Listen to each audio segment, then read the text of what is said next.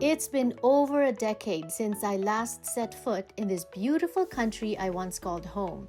And truly, there's no better place to start my adventure than here. Iloilo has always been on my radar, and now I'm finally discovering all the magic this city has to offer. Walking through centuries of history 1 minute, and then eating some of the most amazing food I've ever tasted the next, truly blending the old with the new, all deeply rooted in the province's rich history and culture. And at the center of it all stand the majestic churches you can find in almost every corner of Iloilo, the silent witnesses to centuries of faith, resilience, and tradition. As the sacred season of Holy Week approaches, let me invite you to embark on a special journey of reflection, devotion, and quiet prayer, with a perfect backdrop around us. Let's do a Visita Iglesia to 7 iconic churches here in Iloilo.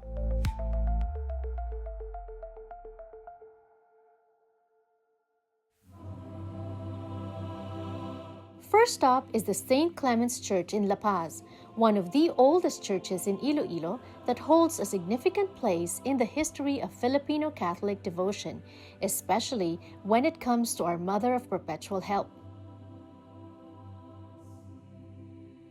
It started here in Iloilo, actually influenced by the American soldiers from Boston. They asked the priests here at that time to begin the Novena, and so they began here in 1946. And after a number of years, it went to Baclaran and to Lipa and all over the Philippines. So we are very proud of the fact that we began. We are the beginners of all of this Novena to Mother Perpetual Help. Of course, it appeals very much to the Philippine culture because it's mother and child, and that is very important in the culture of the Philippines. Mother and child, family. And through the years, I'm sure you've heard of some of the answered prayers when people go and say their novenas. It's for specific intentions.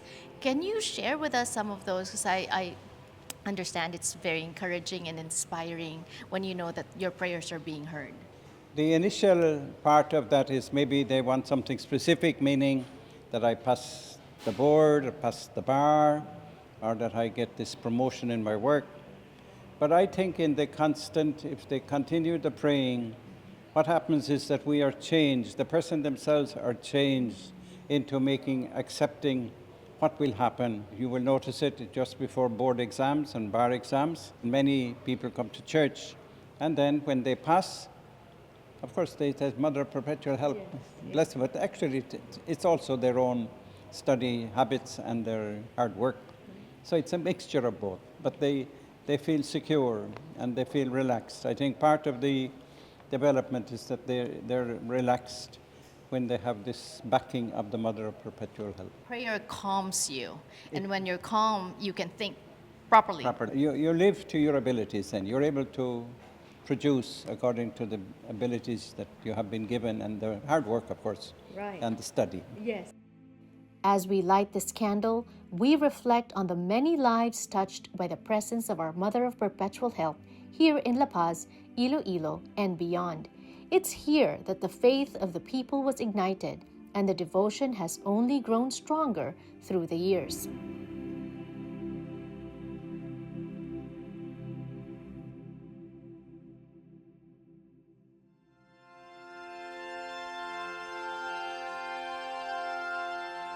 Guys, another must-visit place here in Iloilo is the Jaro Cathedral, otherwise known as the National Shrine of Our Lady of the Candles.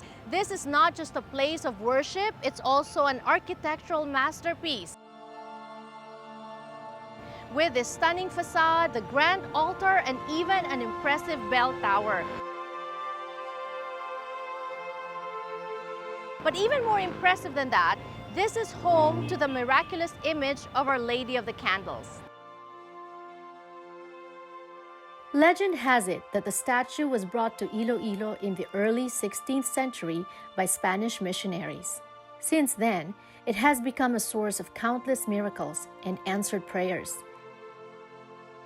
In 1981, When Pope John Paul II visited the Philippines, he personally crowned Nuestra Señora de la Candelaria a great honor, elevating her to the status of the patroness of Iloilo.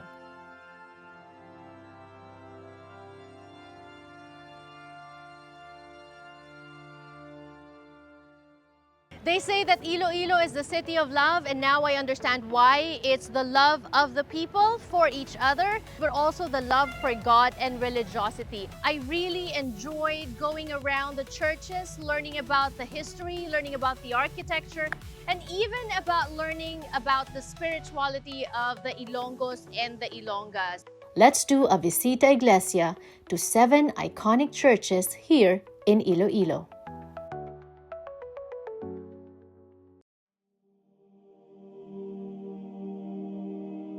And one of the most popular and most visited churches here in Iloilo is the Miagao Church, also a UNESCO World Heritage Site. This more than 200-year-old church or establishment or structure has withstood many typhoons, earthquakes, and even revolutions, a testament to the unwavering strength and resilience of the Ilonggos. Hello po. Welcome to Miagao, ma'am. Oh, thank you. To our heritage church. Our church, ma'am, is almost 238 years. And one of the 4 Baroque churches in the Philippines that inscribed by the UNESCO as the World Heritage. Making this church so unique is not only its architectural beauty, but its story. The carvings on its facade are not just decorative, as they represent the Filipino spirit, the resilience of a community that weathered storms yet stood strong in its faith. At the center is a tree of life, coconut tree. And we know that coconut have many usages. From the top up to the roots, there is no leftover. And then at the other side is the papaya, most the number of fruits during Spanish period. And the small ornamental plants to balance the pyramidal or the apex of the facade is the Miagos tree, where the Miagao derived its name. And then other there is our patron saint, Santo Tomas de Villanueva, a patron saint of a poor, and he is known for his generosity. Now the miracle act of Tomas is, when he give preaching or homily, ma'am, he levitate, umaangat siya sa hangin. Multiplication of loaves, curing the illnesses of the people, and the bonding of the families.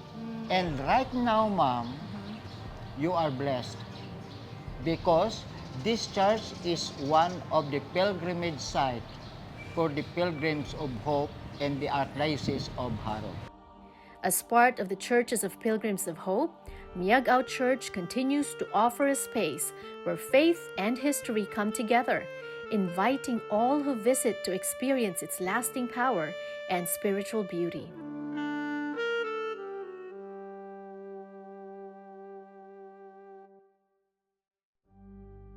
Our next stop takes us to Santa Teresita del Niño Jesus Parish. This beautiful church is dedicated to Saint Teresa of Lisieux, the patron saint of missionaries. It's here where we are reminded of the simple yet profound faith of Saint Therese, the little way of doing small things with great love, a message that resonates deeply during this season of reflection.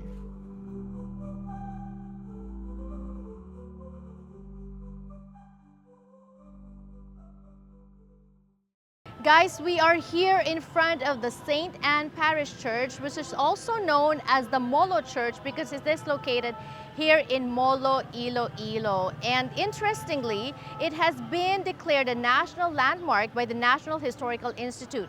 Also, it is the only Gothic Renaissance church outside of Manila, one of the most beautiful churches in the Philippines, and interestingly as well, considered a feminist church. You'll see all of that when we take you inside.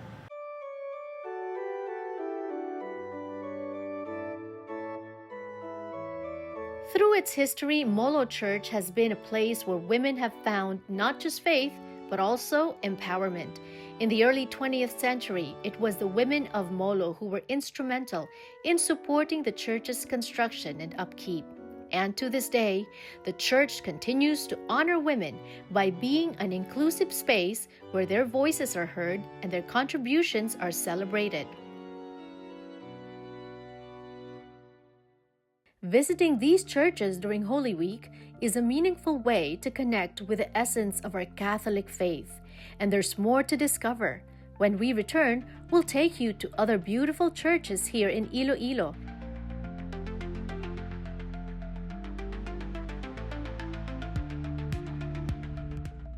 Love the Philippines? To plan your trip to the Philippines, download the Travel Philippines app.